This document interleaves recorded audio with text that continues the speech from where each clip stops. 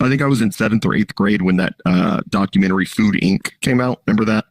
Yes. The documentary that talked about how our food, it really started people down the track of like, for example, I think the end game of Food Inc. is something like the Make America Healthy Again movement, because you had the initiating of like, hey, our food is unhealthy. It was a throwaway line, and I don't think they intended for it to be like a red pilling moment for people. But in the movie, they talked to a chicken farm white guy or lady in North Carolina who owned a chicken farm. And she says it as a throwaway line, and it didn't resonate with most people, but it did for me. And she said, up until about the 90s, it used to be mostly black men doing the labor, and now it's mostly Hispanic. And I was like, wait. And I was a young kid. I was like, wait, why did that change, huh?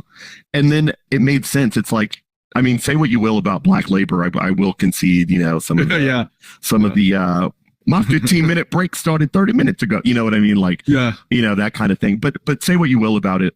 There was a path for blacks to kind of get a foothold without a college degree in things like construction, agriculture. And yeah, I mean, you just have an undercutting of that. So first it undercutted the black labor because that was the lowest form of labor.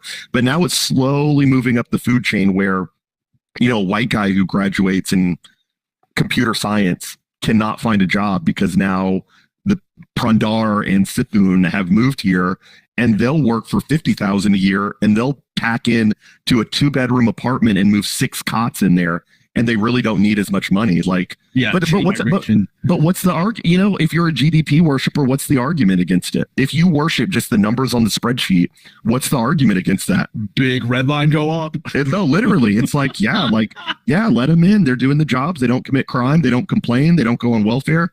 But it's like, yeah, but your kids are not going to have any friends in school, and the football team is going to become no longer. You're not going to have a football team anymore. Yeah.